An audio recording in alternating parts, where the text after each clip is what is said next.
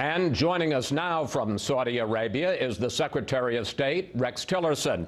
Mr. Secretary, President Trump is urging Muslim leaders to join the, quote, battle between good and evil. He's opening a center against extremism today. Muslim leaders are pledging to cut off funding to radicals. But the big question I have is this just talk, or are there some real teeth here, concrete measures that will help us destroy ISIS and al-Qaeda and to stop the flow of new recruits? Well, Chris, I think it is historic what's happening here in Riyadh under the King's leadership. His convening of the GCC Council this morning, where we had a very productive discussion on the subject of how to counter terrorism, how to defeat Daesh, and how to bring stability, greater stability to the region. And of course, this afternoon, he'll deliver his important message to the convening of the Arab Summit. Again, Arab nations, Muslim nations from around the world. And I think what the output of this, Chris, are some framework agreements that are really going to guide the actions going forward, but there are concrete commitments being made as to how we will work together to defeat Daesh, to defeat terrorism here in the region and as well as elsewhere. I think the other thing that's important is there's also agreement to continue this dialogue. It doesn't end here. There is a commitment to have another GCC summit with the U.S. a year from now, and one of the expectations is we will be measuring our progress towards the initiatives and agreements that were signed here, and we will be looking for concrete results by which to measure each country's commitments. We should point out GCC is the Gulf Council of Nations. During the campaign, sir, candidate Trump had some tough things to say. Here he is on the Muslim religion. I think Islam hates us. There's something there that there's a tremendous hatred there. There's a tremendous hatred. We have to get to the bottom of it. And here he is talking about Saudi Arabia and Qatar. You talk about women and women's rights. So these are people that push gays off buildings. These are people that kill women and treat women horribly. Given that past rhetoric, why should Muslim leaders trust Mr. Trump now? And on the other hand, if the president is so concerned about human rights, why isn't he talking about it publicly this weekend? Well, Chris, I think this is one of the great attributes of this president, is that he is willing to call issues out, confront them, speak very plainly and bluntly about them. And in many ways, that motivates these countries to want to understand why the feelings in the U.S. are the way they are, but also to engage, to address those. And I think that's what we are seeing in this visit to Riyadh, this visit to the country that is the custodian of the two holy mosques. And the president himself has said he has learned a lot on this trip, and he's learned a lot about the people, he's learned a lot about their culture. And I think this is it's a really important process in terms of how we move forward with this relationship between the Muslim world and the non-Muslim world. And I think there's a great recognition among all the leaders of the Muslim world that they have to take responsibility for what has happened in many respects, and they are taking responsibility, and they're ready to join with us and other nations in confronting this terrible face of terrorism. But sir, I've seen a draft of the president's speech, the big speech this afternoon, not a mention of human rights, not a mention of women's rights. You say he wants to speak concretely and frankly about these things. He's not doing that today. Well, Chris, I think the way you address those human rights issues and women's rights issues is to improve the conditions in the region. And today, conditions in the region are under a lot of stress because of the threat of terrorism, the threat that Iran poses to instability in the region. And these subjects are being discussed as well, and there are efforts underway to, I think, improve the rights of women, the participation of women in society throughout the region. But you know, the primary reason we're here today is to confront this threat of terrorism. If we do not defeat Daesh, if we do not defeat these forces of evil, there will be no conditions under which we can even hope to improve human rights for all of the people in the region. Mr. Secretary, you were in the Oval Office when the president met with Russian Foreign Minister Lavrov on May 10th, and according to the official summary, The president told Lavrov, "I just fired the head of the FBI. He was crazy, a real nut job. I faced great pressure because of Russia. That's taken off."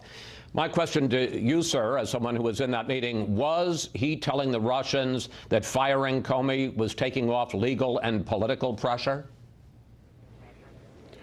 Chris, that's not my interpretation, certainly, of the conversation. And I think what the president was trying to convey to the Russians is, look, I'm not going to be distracted by all these issues that are here home. That affect us domestically. I'm not going to let that distract from our efforts to see if we can engage with you, engage with Russia, and identify areas where we might be able to work together. The president, I think, reemphasized the message to the Russians that the relationship is at a low point, and we need to change that. We need to both work towards trying to improve that. So I think the point he was making is, I'm not going to be distracted by those things that are happening here at home, nor let them get in the way of the important work of engaging Russia to see what can be done to improve this relationship. But sir, he seemed to be saying that firing Comey would help remove one of the distractions. Chris, I just didn't, my takeaway from that conversation was not that point at all. I think, again, the president was simply saying to the Russians, these issues at home are not going to get in the way of my effort and the effort of my government to see if we can find a way to move this relationship forward. You said this week in Washington that you don't think that foreign leaders around the world care about what's going on in Washington with regard to the president. Here you are. I think the people in the rest of the world do not have the time to pay attention to what's happening domestically here. I have to ask you, Mr. Secretary, do you really believe that? Because I got to tell you that ambassadors that I talk to here in Washington are deeply concerned with the investigation into the president and wonder whether it's going to somehow prevent the U.S. from meeting its challenges around the world. Well, Chris, I think all you have to do is watch the footage of your own coverage of the president on this historic visit to the Kingdom of Saudi Arabia, which, of course, now we're convening nations from throughout the region, including Africa. There's an enormous amount of enthusiasm for the initiative that's being taken by the president on this particular issue, and, of course, the subsequent legs of this trip to Tel Aviv and then to Rome, to the Vatican, the audience with the Pope. My encounter with my counterparts, foreign ministers, but I would also say heads of state, these are not the issues that are on their mind. The issues that are on their minds are security issues, economic issues, issues of common interest to both of our countries. That's what they want to talk about when I'm with them. And these domestic issues just simply never come up in our discussions. In the time we have left, sir, and this is your first time on Fox News Sunday, so I'll introduce you to something which I hope you'll do with us again, a lightning round. Quick questions, quick answers on various hotspots around the world. There was an, an ugly incident in Washington this week where Turkish President Erdogan looked on while his security beat and kicked peaceful protesters outside the Turkish ambassador's residence. Question, sir, are you going to do anything about that? Well, we did call the ambassador of Turkey into the State Department to discuss what occurred with them and express our view that this is simply unacceptable. There is an ongoing investigation, Chris, and I think we'll wait and see what the outcome of that investigation is. But we have expressed our dismay at what occurred at the Turkish embassy. Well, beyond expressing dismay, Senator McCain says that you should expel the Turkish ambassador. Chris, I think we need to let the investigation conclude before we come to any decision such as that. As I'm sure you know, North Korea tested yet another ballistic missile today. Isn't that one more indication that the new get tough policy of this administration, the end of strategic patience, isn't working? No, Chris, that would not be my takeaway at all. We're early in the stages of applying the economic pressure as well as the diplomatic pressure to the regime in North Korea. Hopefully, they will get the message that the pathway of continuing their nuclear arms program is not a pathway to security or certainly prosperity. The ongoing testing is disappointing, it's disturbing, and we ask that they cease that, because until they cease that testing, clearly they have not changed their view. But I think we're early into the game of putting pressure on them. And one could also interpret that perhaps they're just acting out now in response to some of this pressure that I believe they're beginning to feel. Do any of the agreements that are being made this weekend with Sunni, Arab, and Muslim nations, do any of them help the United States in the effort to contain Iran and its regional expansion? Well, Chris, I think certainly the kind of security arrangements, obviously there were significant new arms sales packages were announced yesterday with the kingdom, but there are also sales going on to other important countries in the region. This strengthens the overall security posture of the Gulf and the Arab nations in particular, and I think makes it clear to Iran that we, the United States, will stand with our partners here in the region to counter Iran's hegemony. Any aspirations Iran has for putting pressure on these countries will be met by a strong and unified front.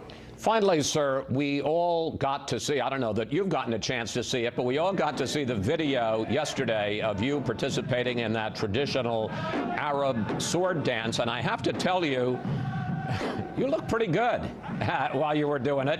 Frankly, more comfortable than the president or Commerce Secretary Ross. Had you been practicing, sir? Well, I hadn't been practicing, Chris, but it was not my first sword dance. Why? Your experience in the Middle East? Well, I've been in the Middle East for many, many years, Chris, and not just in the kingdom, but throughout the region. This was just such a wonderful welcome for the president last night. The spirit, the fun that was going on in the air, it was very contagious for all of us. And I think just the pure joy that you see on the faces of the people here in Saudi Arabia, but also what we're hearing throughout the region with the president's visit, the importance of it, and I think great hope that this brings to them that something is finally going to be done to confront these faces of terrorism and the destabilizing forces in the region. Secretary Tillerson, I think I can safely say that it's the first time we've ever heard on Fox News Sunday, this is not my first sword dance. We want to thank you. Thanks for your time today, and safe travels, sir. Thank you, Chris.